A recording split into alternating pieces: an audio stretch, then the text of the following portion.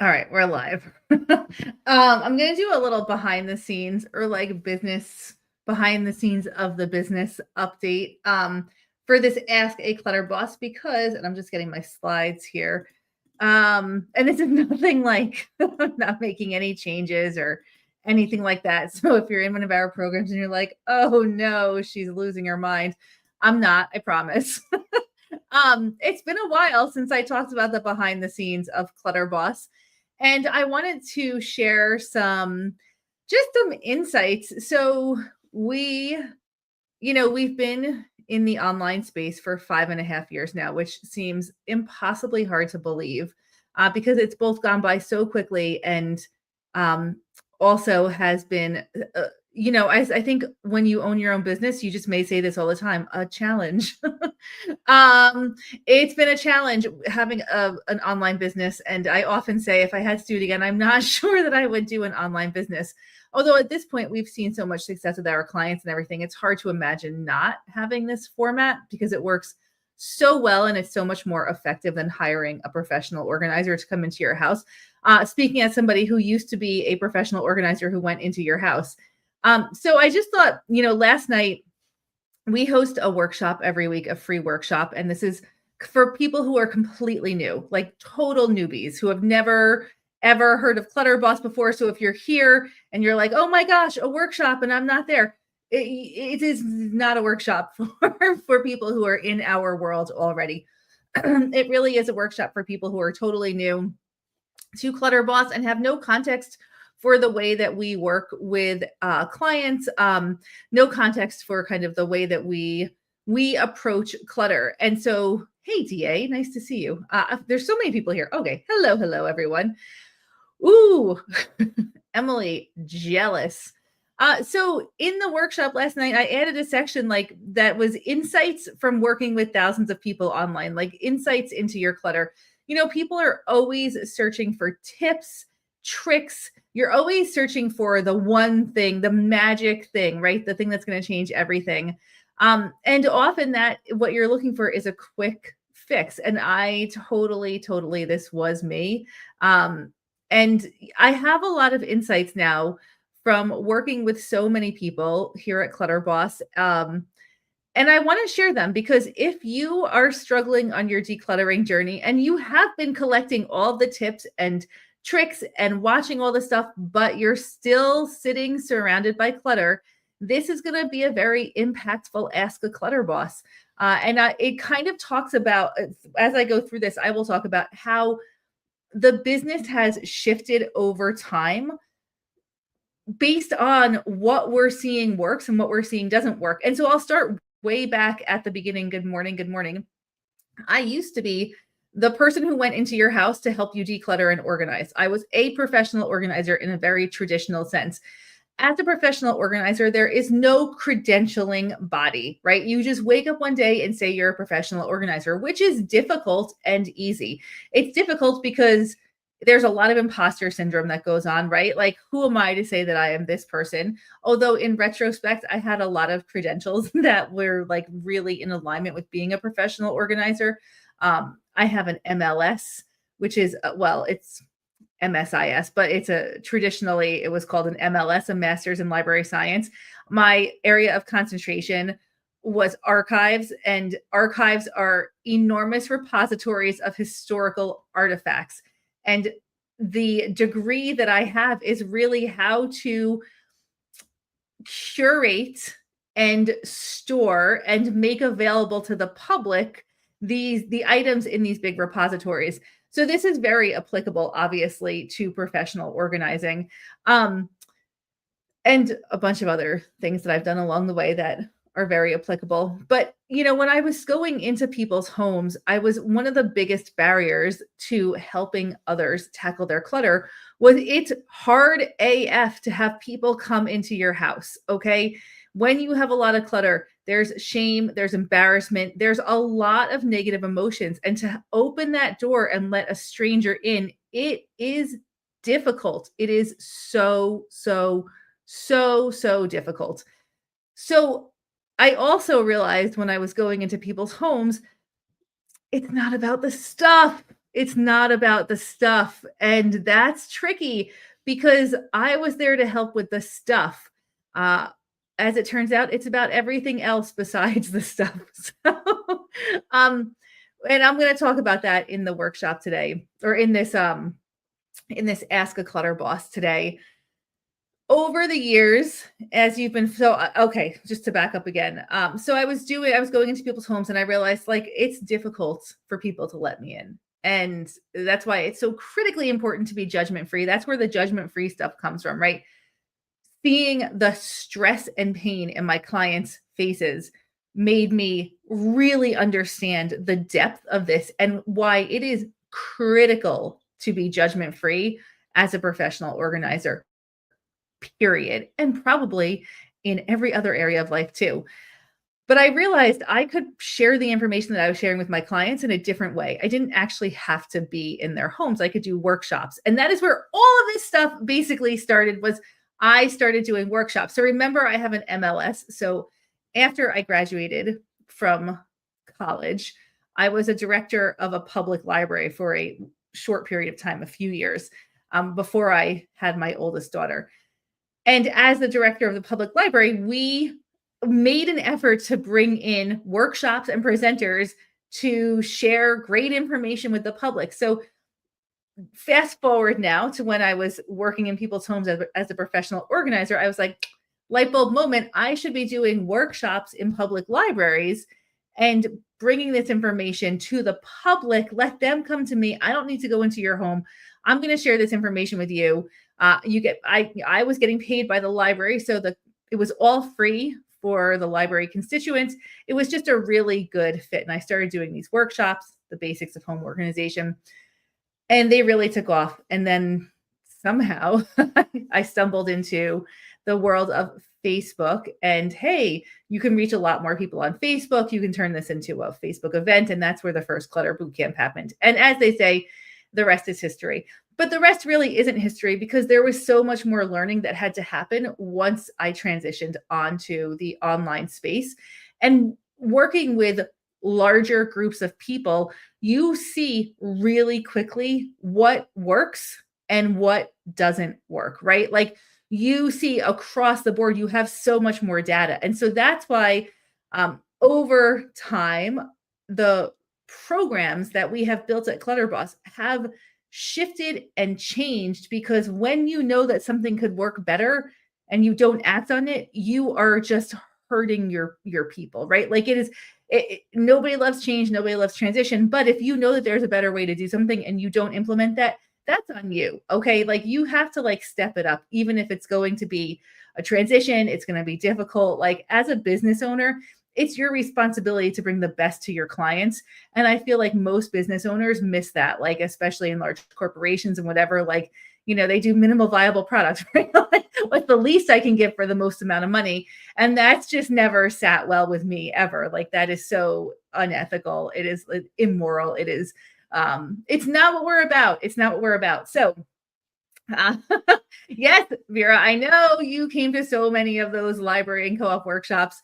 All right, so I'm going to share some insights from working with tens of thousands of people about how to actually tackle your clutter. What do you actually need? It's not another tip, okay? You don't need another tip. I'll just say that. So here are my slides from last night. And if you ever join a future workshop, you'll see these same slides, but why not put them out here? And I'm going to talk about how we have, adapted all of this within the online space as a business. So insight number one, if you want to thrive, find a judgment-free community to cheer you on, okay? Find a judgment-free community to cheer you on. I want you to think back when you were in school. You had the teacher who made you scared, the teacher who made you feel stupid, and then you had the teacher who cheered you on. And you always remember the best and the worst teachers, right? In which class did you learn more? Where were you available for learning? It's where you had people who were cheering you on, right? You do the best. We all do the best when people are lifting us up, not when we're being told you're stupid, you're this, you're that. Like, no, that does not work. That shuts you down and makes you unavailable for learning, which is why if you grow up in a house that is chaotic and stressful and There's stuff going on, and you come to school, you're not really available to learn. You have to be emotionally available to learn. And this is, I also worked in a private school for 5 years. And this is what I learned there. Like, you have to be emotionally available to learn. And the same goes for your clutter. The same goes for your clutter. So you need to be surrounded by people who are lifting you up. And unfortunately, with clutter, so the Wall Street Journal this weekend had an article about how clutter impacts marriages. So true.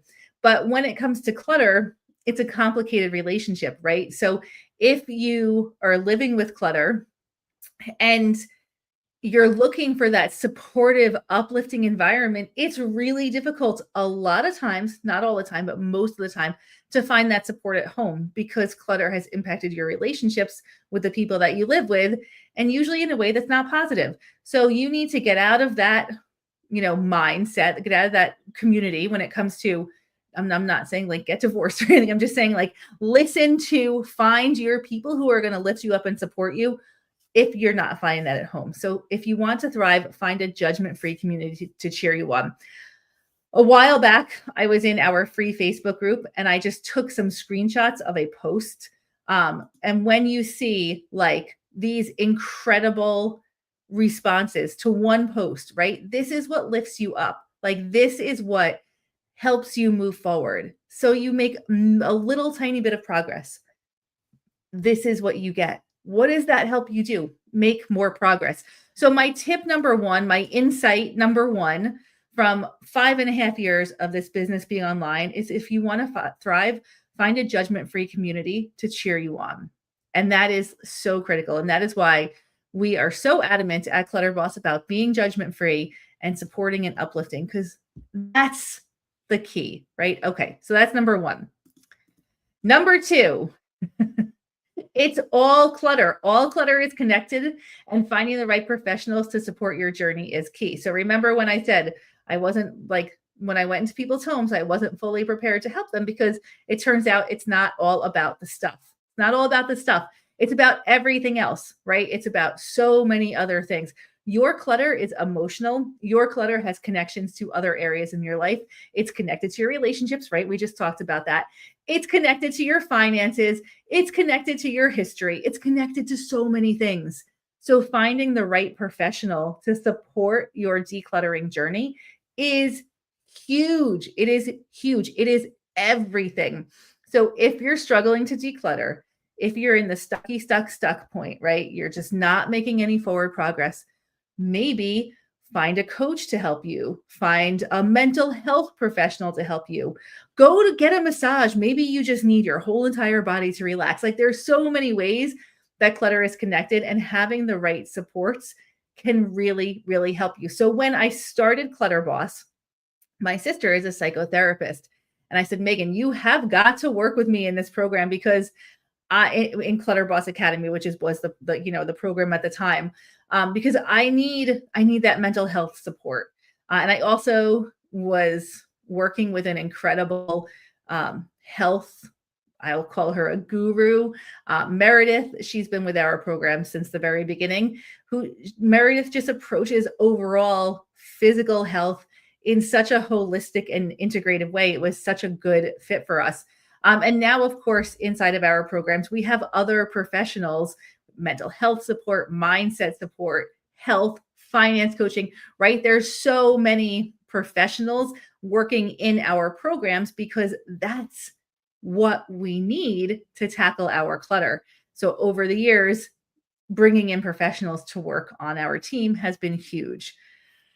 Insight number three. Okay, most people gather lots of information about how to declutter or how to get organized. Let me know in the comments, was this you? But focusing on how to take action when you're overwhelmed yields better results. So if you are listening to this, you've never heard of Clutter Bus before, you're kind of, I don't know, what's Jess going to talk about?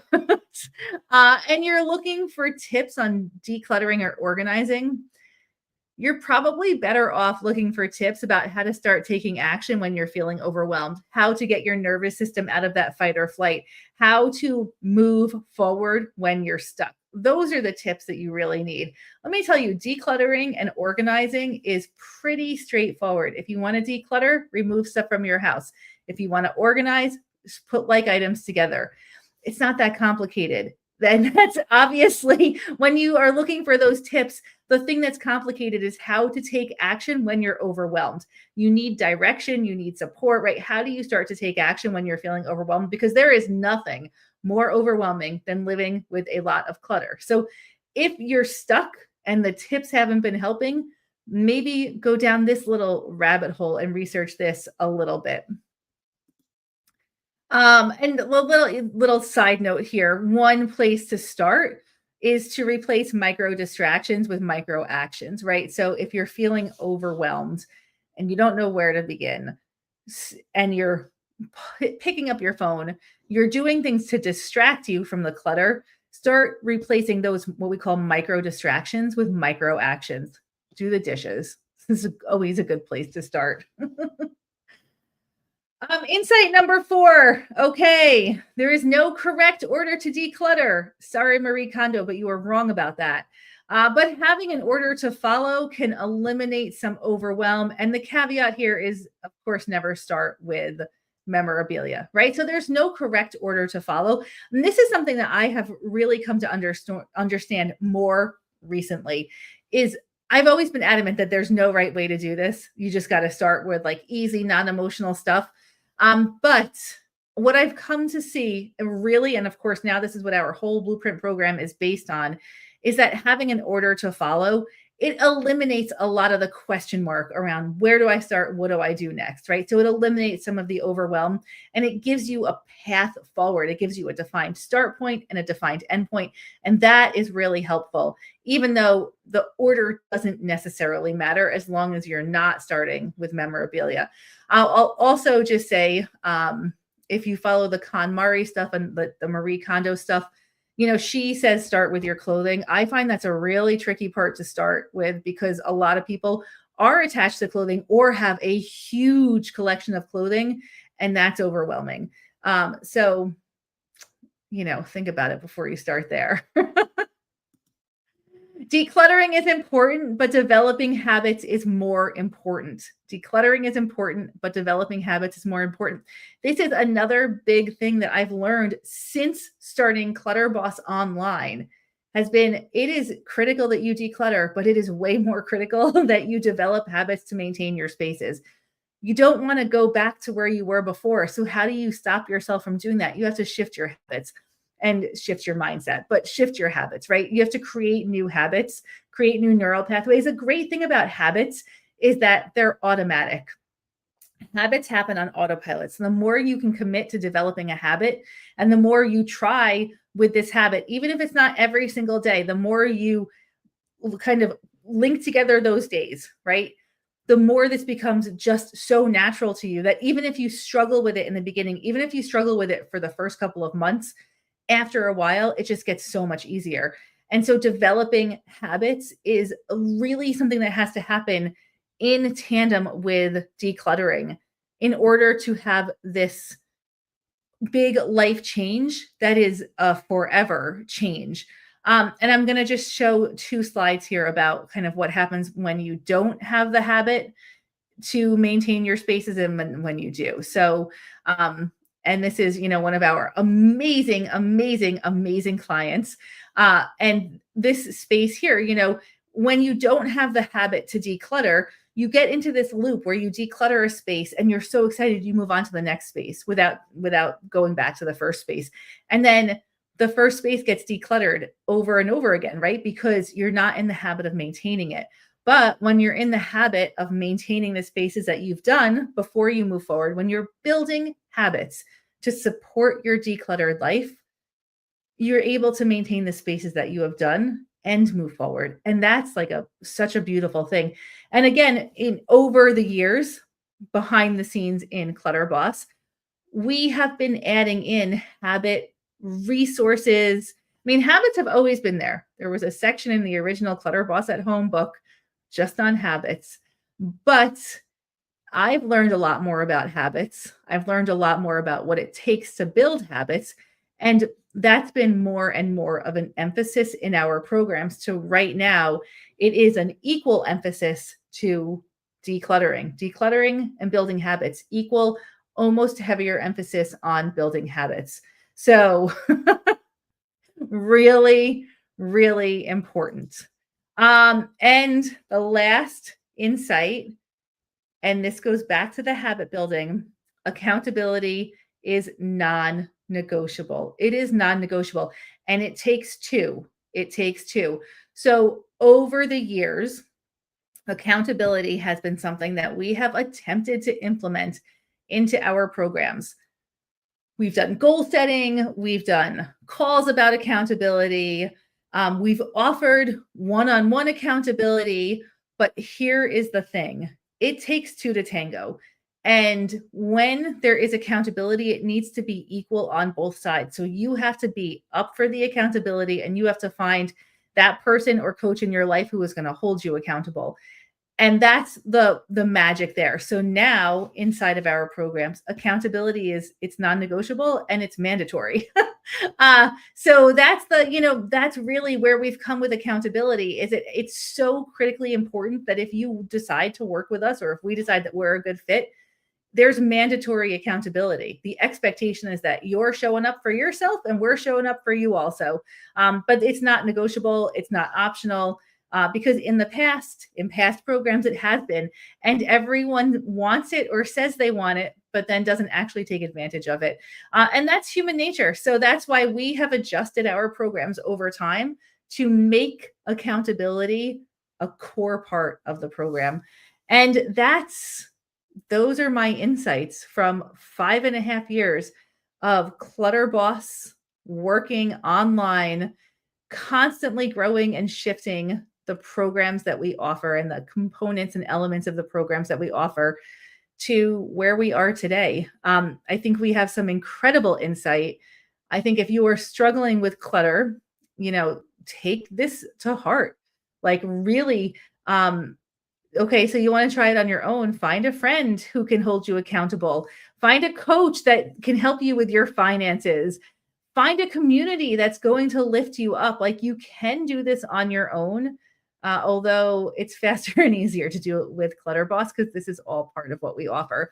But it's not impossible to do it on your own. And instead of looking for the next best decluttering tip, take these insights and run with them, implement them in your own life. So that's the Ask a Clutter Boss for today. If you're interested, this is another little thing that we've changed at Clutter Boss over the years. If you're interested in working with us, you can hop onto a discovery call with Gina, who's my business partner, and find out if we are a good fit to work together. We do not work with everyone. We have to make sure that we are completely in alignment. That is, it's just a change that we've made because we want this to be successful for both parties. So I will post the link to the discovery call with Gina, but that's another change. I think when I started Clutter Boss, I was like, yes, I need to work with anyone and everyone, and over the years I've learned, I need to work with the best fits. We need to work with the best fits because we want this to be a successful relationship.